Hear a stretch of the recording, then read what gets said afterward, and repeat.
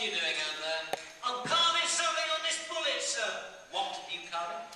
I'm carving baldrick, sir. It's a cunning plan, actually. Of course it is. You see, you know they say that somewhere there's a bullet with your name on it. Well, I thought if I owned the bullet with my name on it, I'd never get hit by it. Because I won't ever shoot myself. No shame. The chances of there being two bullets with my name on them are very small indeed. It's not the only thing around here that's very small indeed. Your brain, for example. Well, we have a cunning plan too. When Jack and I started talking about ways of thinking about the commercialisation minor, which was starting off this semester, we thought, how do we go about actually promoting this? And one thing led to another, and we came to the conclusion that it would be a really good idea to have a business idea competition. Because our second unit, which starts in the second semester, here, which is called Discovering New Commercial Opportunities, is all about evaluating the potential of ideas. And Jack's going to talk to you tonight about ideas. But first of all, I just want to, welcome. Thanks for coming along. These sessions, the two workshops that lead up to the event in a month's time, are going to be relatively short and to the point. Opportunity for you to socialise by having a bite to eat and a drink afterwards. We want there to be that sort of sense of camaraderie that exists as we're going through this process, and we encourage you to ensure that this is full in 4 weeks' time, that you bring along your friends, and then we actually get this place so we actually maybe have to go up to the next level to make sure that we've got a really good vibe in the place when you guys are actually presenting. So what is it that we're looking for? Well, we're looking for three things. We want to make sure, let me get rid of this image down a little bit so you can actually see. We want you guys to have an idea that has impact. Okay? Three things that you're going to be assessed upon. And you've got 60 seconds, not 61 seconds, 60 seconds. Alright? And if you look on the YouTube and you just type in 60-second pitch, you'll find lots and lots and lots of pitches that only take 60 seconds, and you'll be surprised how much you can say. Okay? But your challenge is to demonstrate impact. Alright? And we'll talk more about how you do that in the workshop in 2 weeks' time where we focus on the pitching. Alright? First one, impact. Second one, innovation.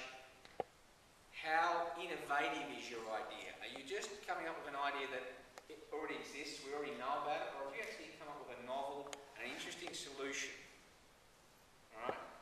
So we're looking for something that has potential impact in society, and that could be at any level. And we're looking for something that's innovative. Alright? You found a new way of thinking about something, or a new way of achieving something, overcoming a problem, creating an opportunity. And lastly, it's got to be doable. Alright? That's the big challenge for you guys, is you have to be able to convince us that it's doable. Alright? And neither Jack or I will be on the judging panel, so it doesn't really matter how much you talk to me, Jack.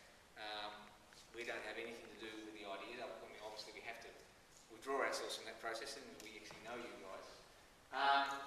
But that's the challenge. Have you got something that's got potential to impact society? Have you got something that's innovative? And have you got something that is doable? Right? So the technology that you might be talking about exists. Okay? Or the nature of the relationships which have to be occurring, we can envisage that they could actually come to be. Right? It doesn't mean that you personally have to be able to do it. It just means that your solution could be operationalised by other people who might take up your idea. Right? So it might be you who says, right, I think I can do it. Or you might be saying, I believe if government were to take this on and pursue it, they could overcome this problem and it would alleviate and really have a big impact on society. Okay? We're lucky that when we talk about ideas, we actually have Jack. And so for those of you who don't know Jack, officially Associate Professor Jack English, but just Jack, I think would be best, really. We're really lucky to have Jack. Jack started the entrepreneurship program back in 2002 and recruited me into that process, which I'm obviously forever grateful for that opportunity to work with Jack and to work with you guys. Jack's also considered to be Australia's foremost expert on ideas. He's written a lot of books on ideas. Most of the state governments through Australia now are taking Jack's methodology for how we actually evaluate the commercial potential of ideas. Alright? So Jack's going to give you a little bit of a snippet of thinking about what ideas are, and from the perspective of getting you guys to think, well, I think I've already got an idea in my head, or you might have a few ideas in your head. How do I tether them? What aspect of society or how do I actually make sense of where my idea is actually coming from? So hopefully in a few minutes' time you'll actually make sense of where your idea can be positioned. If not, Jack doesn't get to eat or drink. Alright? If he hasn't done his job, he doesn't get to eat or drink. Alright?